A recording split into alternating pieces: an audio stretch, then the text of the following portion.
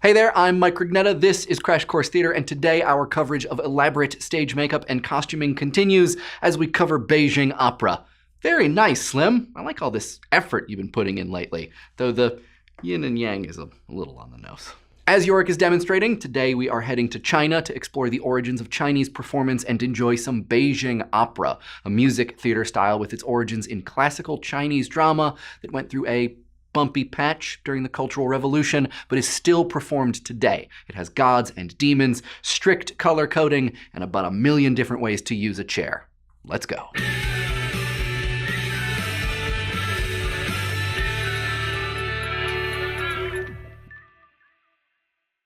Performance in China starts early. How early? Well, would you look at that? We don't really know.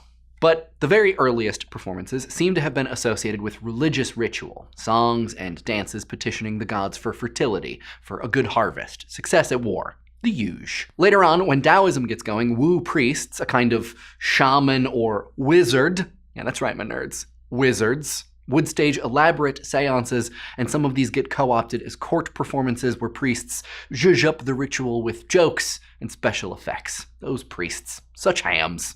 Religion and theater remain intertwined, and by the 8th century BCE, certain temples become famous for their performers. During the Han Dynasty, which begins in 206 BCE, performance becomes more widespread and more secular. Performers practice disciplines like tightrope walking, pole climbing, sword swallowing, fire eating, and occasionally slightly less dangerous stuff like juggling. There's also mime, but probably not lewd mime, unfortunately. Around this time, shadow plays also begin appearing in China. Things cool down for a few centuries after the Han lose power, because war does that to a performance culture, but then it's 600 CE and the Sui dynasty is ascendant. The Emperor Yangti loves performance so much that he actually opens his own training school and hosts a festival featuring tens of thousands of performers. Take that, minimalism. During the Tang Dynasty, performers start to combine music, dance, and acrobatics in innovative ways, and the Emperor Xuanzang opens the Pear Garden, another training school supposed to help further that innovation. Also apparently a way for him to recruit for his personal harem.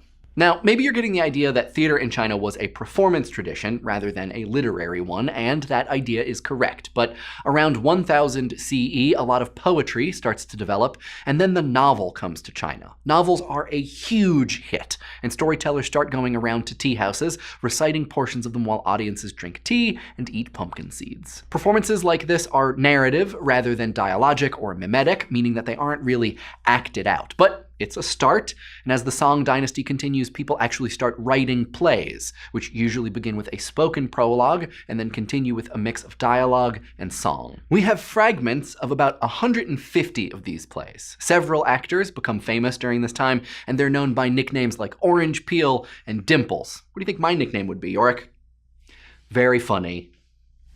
What a kidder. But then, in the late 13th century, the invading hordes come, and maybe you're thinking, ugh, invading hordes, this is why we can't have nice things.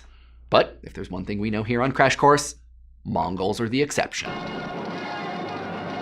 When the Mongols invade China, forming the Yuan dynasty, it pretty much ushers in a golden age of literature.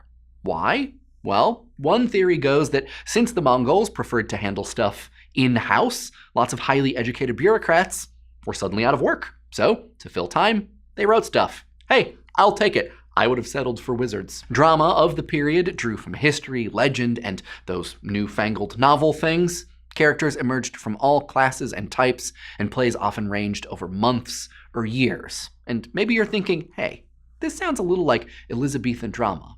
And you're right, it does. Nice catch. But unlike Elizabethan drama, every play conveyed a strong moral message, usually emphasizing family and duty. Some of these plays might also have offered subtle critiques of the political situation, where good characters suffer through all sorts of terrible trials, like being conquered by invading hordes, before winning out in the end. Two distinct styles of drama developed, one in the north called Zaju and one in the south called Chuan. Zaju dramas were 4 acts long, except for the most famous one, the 20-act Romance of the Western Chamber, which got away with it by claiming it was in 5 parts.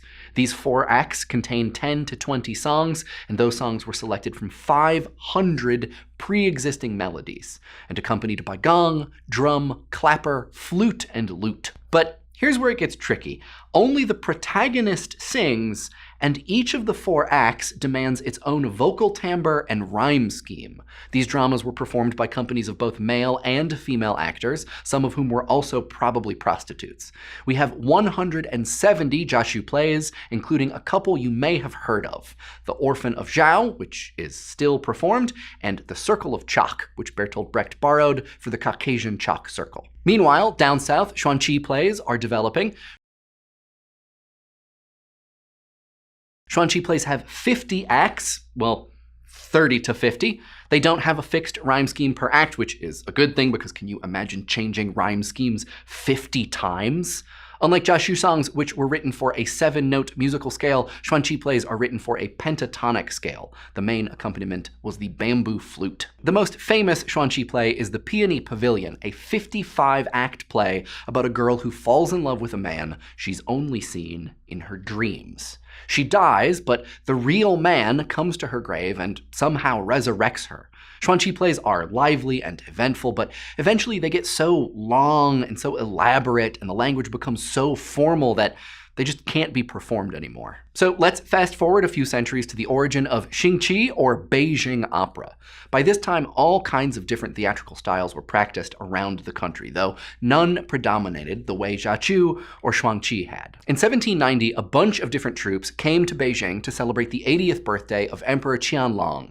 They liked it there, they liked each other, and eventually they combined their regional forms into one awesome new style that was even more powerful: Xingqi, sort of like the Avengers of classical Chinese theater, which is a film franchise I would definitely watch. Officially, there are 2 kinds of stories in Beijing opera: civil and military, but there's a lot of overlap. Like the earlier dramas, these stories borrow from history, legend, and other works of literature, and they all end happily. The scripts aren't really set texts, but more like bullet points. Great actors are encouraged to make each role their own, and the focus is on acting, singing, and dancing rather than the literary elements. Instead of presenting a full story from start to finish, most evenings consisted of just the high points, with enough narrative and acrobatic interludes to help it all hang together. The stories are elaborate, but the physical staging is minimal. Theaters usually consisted of a raised, roofed platform with a 2-foot-high wall extending around 3 of the sides, and the only set pieces are a table and 2 chairs. But that table and chairs are versatile. Depending upon the way they're arranged, they can represent a wall, a bridge, a tree, a door, a hill, a banquet, a court, whatever you need. There are all kinds of symbolic and codified set and prop elements in Beijing opera. A silver banner represents water, black silk suggests a storm, a whip means you're riding horseback, black gauze means you're having a dream, a couple of yellow silk flags mean you're in a chariot. A bunch of stagehands run around manipulating all of these chairs and banners, but an audience just learns not to see them. As Yorick here has indicated, Beijing opera depends on extravagant makeup and costuming. For a closer look, let's go to the thought bubble. Chinese opera characters are divided into 4 types: Sheng, Dan, Xing, and Chao. But that's not all. There are 7 types of Sheng roles and 6 types of Dan roles. Until the 20th century, Dan roles were played by men in tiny, awkward shoes, and when women took over, they had to learn from the men how to play them. Xing characters, with all the makeup, are gods, demons, courtiers, and thieves. And Chao are clowns who are expected to improvise jokes. Each role had its own pitch and rhythm, and kind of like Sanskrit theater and kabuki theater, each had a bunch of movements associated with characters and moods. There are 20 ways just to point at something. But a lot of the character work is done by costume and makeup. There are 300 types of dress associated with Beijing opera, including 46 headdresses, 47 dresses, 6 types of girdle, and 6 types of shoe, which actually seems like a pretty low number for shoes, to be honest. These costumes are color-coded. Red costumes are for brides and loyal characters, yellow for royal ones, white for old ones and people in mourning. Makeup was color-coded too, 2, most Sheng and Dan characters started with a white base made with flour that offset darkened brows, reddened lips, and eyes outlined in red. There are more than 250 types of makeup, and the most complex designs are for the Xing characters. Xing faces are pattern-coded and color-coded. Only good characters wear mustaches, and the more white around the eyes, the worse the character. A lot of black, good guy, a lot of purple, outlaw, lots of green, use a demon.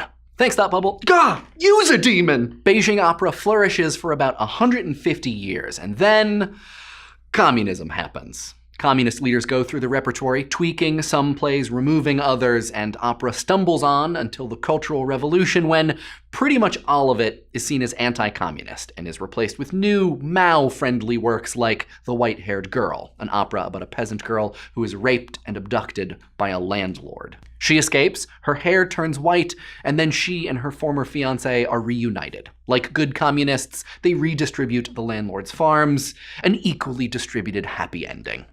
Come see us next time for English sentimentality, which is like normal sentimentality, but English. That's right, it's romanticism. But until then, curtain. America from Scratch, a new series that has joined the PBS Digital Studios family, asks some pretty big questions, like, should 12-year-olds be allowed to vote? What if there were no states? Do we even really need a president? The host, Toussaint Morrison, looks at the many ways our country has and hasn't changed since its founding in 1776. Subscribe to America from Scratch at the link below. Crash Course Theater is produced in association with PBS Digital Studios. Crash Course exists thanks to the generous support of our patrons at Patreon. Patreon is a voluntary subscription service where you can support the content you love through a monthly donation and help keep Crash Course free for everyone, forever. Thanks for watching.